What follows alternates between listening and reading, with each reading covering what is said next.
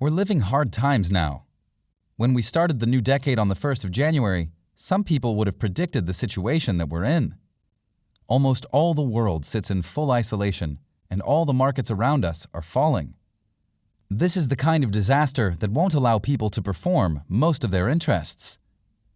Here are 15 industries that are failing because of COVID-19. Number 1. Restaurants and bars. The short distance between the public is the first factor that affects the spreading of the virus faster. The government has had to close all the bars and restaurants, but many people didn't pay attention to that national call to keep away from these gatherings. Andrew Cuomo, the governor of New York State, declared closing all the non-essential services. He commanded everybody to stay at home. The only services that remain open are pharmacies, grocery stores, gas stations, laundromats, and limited transportation routes. Of course, restaurants and bars are closed, except for the delivery service. Number 2. Sporting events. The NBA suspended its season on the 11th of March when a Utah Jazz player, Rudy Gobert, tested positive with COVID-19. The NBA also posted a total of 14 positive cases of COVID-19 on the 16th of March.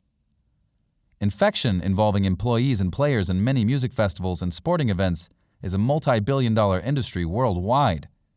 It is an industry whose predictable future looks bleak, from Ironman triathlon to marathon, school sports tours to the Premier League. There isn't a fixed continuing. Even Tokyo Olympics, which have to begin on the 24th of July, is suspended. The financial costs for these industries are huge. They include industries like traveling and hospitality, and they're harming them too. Number 3. Music festivals. Musical festivals are canceled for the predictable future. These events are a place for spreading the virus. Now, with COVID-19 being such a deadly virus, no one is taking any chances. COVID-19 has a major effect on everybody from musical artists to booking agents, ticketing, backstage, and travel. Many costs aren't able to be recovered. It's unclear what music festivals will be like after a world with COVID-19. Will the public ever have the desire to go to these gatherings again? Time will tell. Number 4. Malls and high streets. Because of increasing infection, the state tries to impose spacing rules between the public. It also tries to limit going to public places or shops for non-essentials. Malls and high streets look like ghost towns. Many shops have decided to send their staff home to save costs and protect their employees and shoppers. Some people prefer buying online to switch to home delivery instead of going to the shops at this time. Number 5. The beauty service industry. We're in a hard time now that touching your face is forbidden.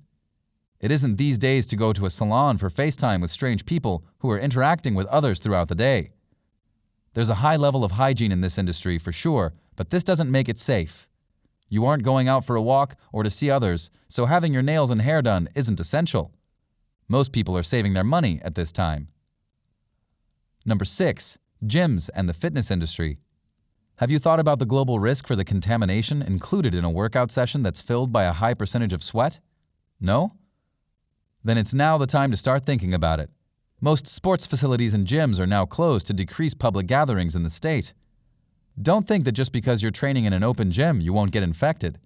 There's a percentage of higher than 80% to get infected due to the workout machines that are being held and touched by others. If you're a gym lover, you may better choose to train at your home with or without your own workout machines. Number 7. Wedding and funeral industry. Group events are strictly forbidden. Weddings are being postponed left, right, and center, and funerals as well.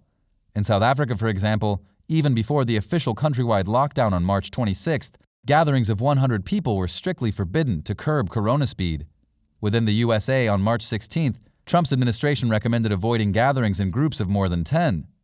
In Australia, funerals are suspended as they're considered non-essential gatherings.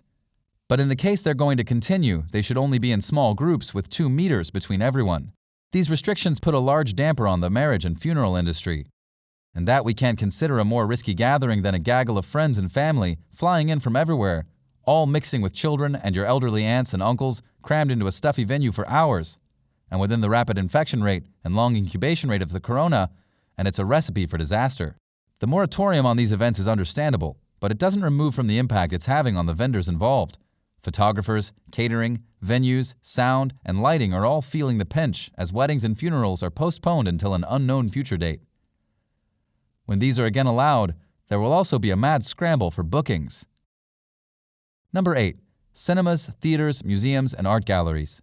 Social distancing means keeping out of public spaces, but it also spells disaster for businesses that depend on members of the general public to shop for tickets. The loss of income may be crushing to those industries, as many of the exhibits, artists, or movie titles were booked and got over a year to secure them. Then, when the income isn't available or the season moves along, these aren't costs which will be recouped. It's an awesome blow for the international and native art and culture scene, and can be an enormous blow to any or all associated businesses. Number 9. Airlines and travel agencies are in a nosedive. Airlines are scrambling to remain afloat as more and more travel bans are imposed to undertake and stop the spread of the virus. Travel agents and hospital staff try to plug the holes as they hemorrhage from a loss of sales, and therefore the massive refunds they're having to issue. The travel perks? A web travel site has experienced a 50% call in business globally, and CEO Avi Mir is bracing for further drops. They've moved their sales team into customer support to assist the masses of incoming calls and emails of concerned customers. The sole business strategy at this stage for the travel industry is to resolve the cancellation cases quickly and retain high customer satisfaction, so when travel reopens again, they'll still have some clients to come back to them. Number 10. The cruise liner industry. COVID has prevented cruise liners from physically docking into ports. Why? Because the spread of the virus on their ships has been so rapid. It started with a Diamond cruise in Japan being refused to dock. Its 3,700 passengers and crew were quarantined at a Japanese port on February 4th.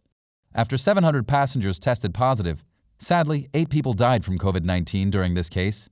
The Grand Princess cruise had 21 people test positive, and every passenger was route marched into federal quarantine on U.S. soil. Passengers are demanding full refunds and compensation. Threats of class action lawsuits and reputational damage that may take lots to salvage. And also, the securities market hasn't been kind either, with the 3 big hitters within the industry posting massive losses. Within the past 30 days, Carnival stock has dropped by nearly 60%, while Royal Caribbean and Norwegian have both lost 70% of their value. Number 11. Big factories and industry. The floors of the factories may be the most special place for the spreading of diseases like COVID-19. Just one person can easily infect the whole factory and their production line. More infections when workers interact with each other in their locker rooms, canteens, or public transportation. Number 12. The Dutch cut flower industry. Adal Samir Auction. It is the largest flower auction worldwide. 20% of the for sale offered flowers had to be disposed of. The flowers are being sold worldwide daily in the auction in that giant market. The warehouse takes the 4th place globally relevant to its area. The prices decreased to 50% in March, which led the market to enter a panic mode. Number 13. The hotel industry. Many hotels have been strongly harmed as international travelers were one of the main reasons for the spreading of the deadly virus. The hotels have hosted markets and sales conferences, and this helped the virus to spread. Marriott Long Wharf hosted a biotech conference in Boston in February. There was an infected person who helped the virus to spread and infect almost everyone present at the conference after 2 days. Dozens of infected persons by the virus left the conference, holding the virus and spreading it over without knowing the disease. Number 14. School-related services. These are often small businesses dependent on fees. There are a lot of small businesses that support the schools industry and childcare, from the school meals to transportation, from dance courses to trainers. In general, these are no-work, no-pay services.